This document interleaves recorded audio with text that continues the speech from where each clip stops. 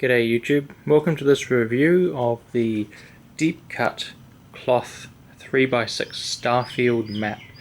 Now I ordered this cloth from Deep Cut and I thought I'd do a review for you guys, seeing as I couldn't find many reviews online of Deep Cut's cloth space mats. So yeah, here it is. It's quite a nice large mat.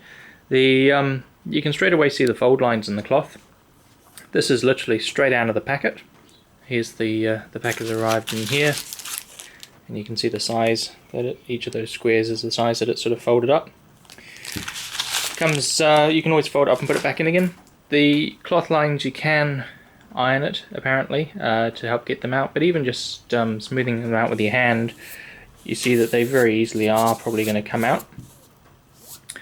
One thing with this mat to be aware of is the dimensions. I measured it up. On my tape measure, I used actually two tape measures to double check. It's slightly wider than 36 inches wide. It's actually like 36 and a quarter. And it's slightly longer than 6 feet long. It's actually about 1 inch too long. So I'm not sure what that's going to mean for people wanting to use it for tournament play, for stuff like Star Wars Armada, where it needs to be a set size. Whether that'll mean that we get disqualified because it's fractionally over, or whether there's a margin of error there that they allow. One thing I do really like about it is it's obviously easier to transport. It's quite easy to set up. Not quite as easy as a PVC because you can't quite roll it out. You do have to spend a little bit of time actually pulling it nice and tight. Obviously, if I've got an iron this out, it would probably get easier. One thing I was really concerned about with it when I ordered was what the colours were going to be like. And I can already tell just from looking at the screen on my camera that this area of the blue here looks quite faded out, but actually in real life, if I get nice and close for you, the colours actually don't look that faded.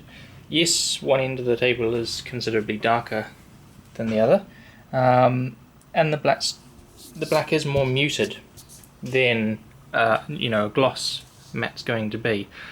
But when you come and shoot from an angle, it is actually, you get the light reflecting off it a little bit, which is making it look a little bit lighter than it actually does. So don't worry if you think that doesn't look black. It's not 100% pure black, but it is pretty good.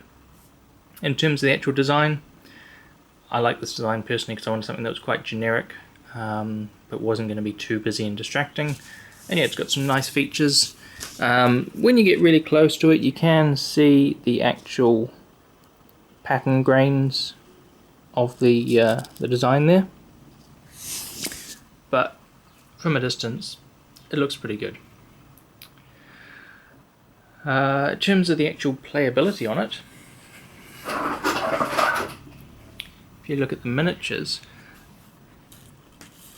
one thing I do quite like about it is that they move freely, but that they don't slide quite as much as on PVC. There's a fraction more friction there. You could potentially make that even more by looking at weighting your bases, or putting something that's going to increase the friction, like Velcro pad dots on the bottom of your bases, something like that, if it was going to be an issue for you.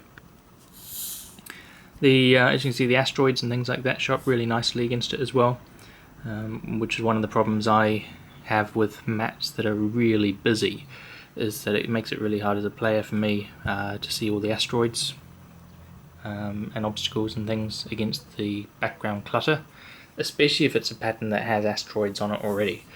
That's one of my pet peeves with a mat, I guess. In short, I'm really happy with it. I think it's a really nice mat, and I would recommend it.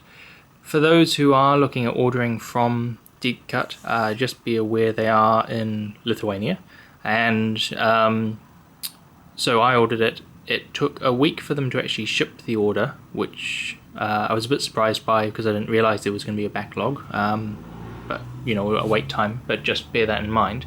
And then it took another week and a half. It was about another 11 days, I think it was, to reach me all the way over on the other side of the world in New Zealand. So in terms of the time frame, pretty good. They don't issue with a tracking number when it ships. It sounds like it's something they actually have to go back to the post office and do sort of like an old school track on it. But it did arrive. It needed signing forward by my local postie, so that was nice that, yeah, it was actually a monitored form of shipping. If you guys have any other questions about the mat that you'd like to have answered, then please leave me a comment and let me know.